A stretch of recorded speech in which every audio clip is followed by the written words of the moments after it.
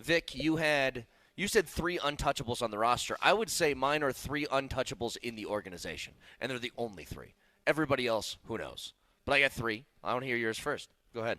Well, I think there are 3 players that I would consider right now players that you want to keep around only because you could tell in pressure situations, in those moments, they will produce. Actually, 4, because I think one of these contractually you're not going to be able to unload.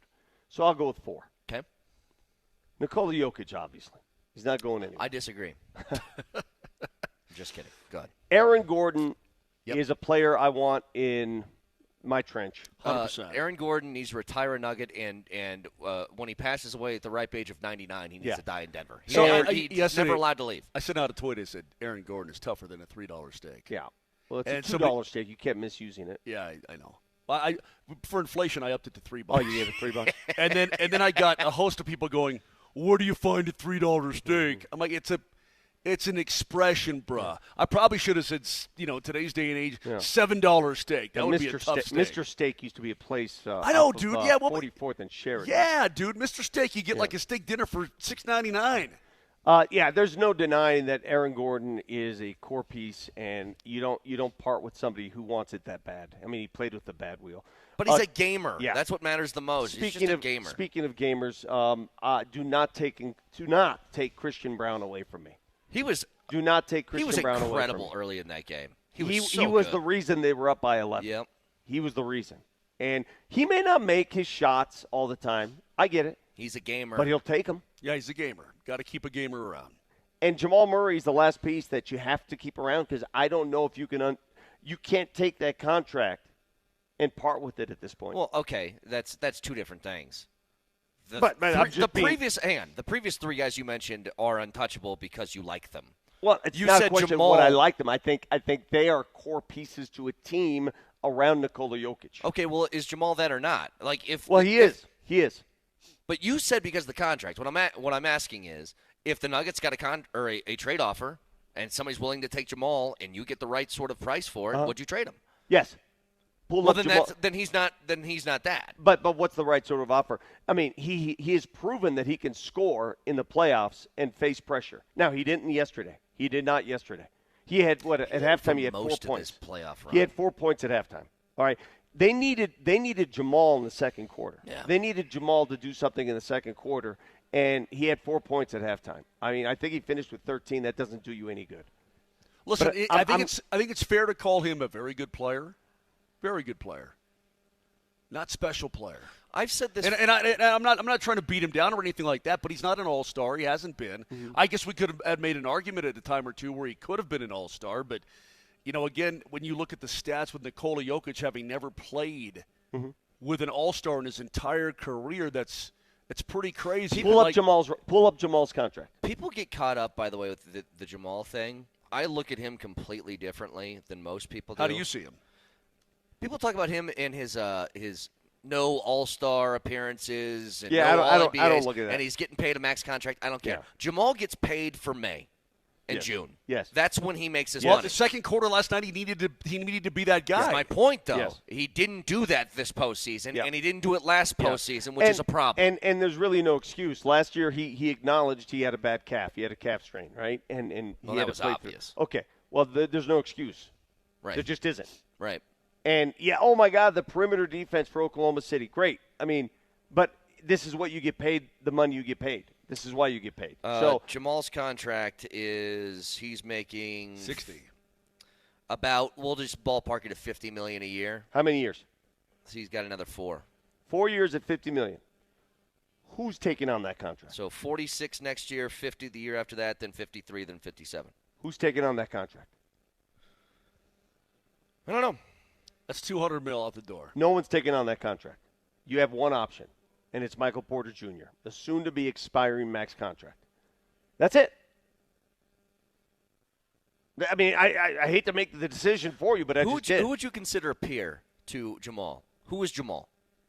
Like another player, point guard, that you would say is like Jamal Murray? Well, there's a point guards that have made the All-Star game. Trae Young's made the All-Star game, but what has he done in the playoffs? But I'm saying if you're comparing just the player, right? Like Jamal Murray is to blank. It's hard to compare because he's a playoff riser. He won a championship. Without Jamal Murray, you don't win an NBA championship. You don't. No. You don't win without him. So, we can sit here and complain, but you don't go where you went without Jamal Murray. That's a great point, Brett. If you traded Jamal for Trae Young straight up, would it make you any better? I don't know that it would at all. I have no idea. I know they're different types of players, but like De'Aaron Fox, would you say as far as overall player, are they close? I've never seen De'Aaron Fox become a playoff riser. I get all that. So it's impossible to make that comp. Okay, I'll give you one. Fred VanVleet. Fred? Yeah, playoff riser. Toronto doesn't win an NBA championship without Fred VanVleet. Agreed. A few years ago, probably. Yeah, a few years ago, yeah. Fred. Yeah. Not today, Fred. No, I'm talking about a comp. That's a comp for The me. reason I brought up De'Aaron Fox is because he got traded this year, and he's making $35 million. Mm-hmm. So not 50. Van Vliet is obviously not making that money. I don't know. I heard a national show. $50 million a year. I heard a national show talking about Jamal. It is weird. Jamal is very hard to describe. If somebody did not know who Jamal Murray was and they were like, explain to me this point guard for the Nuggets, I don't know how you're like, he's good, and he can be really good, and sometimes not very good, but he's good when it really matters, but if it doesn't matter, he's just okay. Like, he's very hard to describe to somebody. I heard these national guys tried to, and it's like, they couldn't figure it out. Well, you just described inconsistent. Well, yeah. The definition of inconsistent is right there. Listen, in no world should a man on one wheel, Aaron Gordon, who played with one wheel, outplay two max contracts. And that's what he did. He outplayed two guys on his own team with max contracts. Is that fair to say? Agreed, yeah. At halftime of that game, in the second quarter where they desperately needed some help, at halftime of that game, MPJ and Jamal Murray combined for 6 points. I mean, it's untenable. You can't win. Yeah. And so you can't complain then that, we don't have a bench. We don't have a bench. Well, the money is all going to those guys. If you don't have a bench and you're funneling all the money to those guys, then those guys have to produce. Correct? Well, yeah. How many? Let's just be hypothetical here. Let's say you could move MPJ, because like you said, it's the more movable contract. It is the more movable contract. It expires quicker. It's less bread for sure. And when the guy is on, he can really shoot. Okay. How many players could you get in return that are going to help you? You're not going. First of all, or is it just a player and some bread? You're not going to get the return that people think you will. You're going to get stuff that okay, I guess but that's okay. It gives you financial flex. I'm looking for financial flexibility at this point. Can you describe this to me, though? Why does that give you financial flexibility if you have to make money work? How much more flexible are you? I mean, you can only get the way I thought about it was you can get two players for the price of one. Mm-hmm. I don't know if that's flexibility or not. Are you talking about trading for like an expiring contract or something? No, I guess for people thinking you're going to trade a max for a max, right? I don't think that's happening. You're going to trade a max for depth. By the way, a friend of mine just texted in looking for Jamal Murray comps out there. Yeah. He said Jimmy B. Well, Jimmy B's a perennial all-star. I mean, is there a real comp? A healthy Lillard. Damian Lillard is a perennial all-star. No. Spider Mitchell. Donovan Mitchell. No. Those guys are I think all those guys are better. Well, Donovan Mitchell. Wait. Donovan Mitchell better? What's he won? Well, I know he hasn't won jack. I'm just talking about the player. Okay. The player. You put Spider Mitchell on this team right now. I mean, come on, I agree, man. but that's why it's so hard to describe Jamal Agreed. Murray. I that's completely why. agree. Because you can compare the two players and say, "Oh my God, look at what he's done." I'm going to go back to what Brett said. I don't care about the money. The only reason I care about the money is because it hamstrings you from doing things. Okay.